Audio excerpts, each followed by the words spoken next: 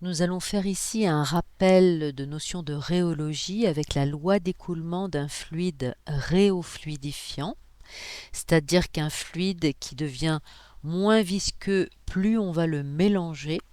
La loi d'écoulement, c'est taux est égal à K gamma point N. Taux est la contrainte de cisaillement, gamma point le cisaillement. K, c'est l'indice de consistance du fluide. N, c'est l'indice d'écoulement du fluide. Donc K et N sont des paramètres rhéologiques d'un fluide rhéofluidifiant. Et dans le cas d'un fluide rhéofluidifiant, N est inférieur à 1. Donc la représentation graphique de cette loi d'écoulement représente la contrainte de cisaillement en pascal en fonction du cisaillement en seconde moins 1.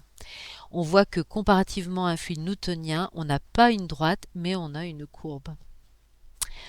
On va représenter ici la viscosité apparente du fluide en un point donné pour un cisaillement donné.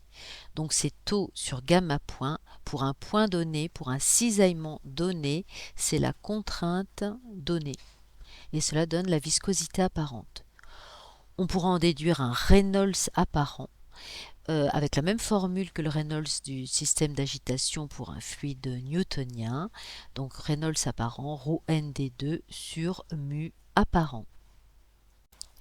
La viscosité apparente du fluide dépendant de sa vitesse d'agitation, cela permettra de calculer le Reynolds d'agitation pour une viscosité apparente donnée, dépendante de la vitesse d'agitation.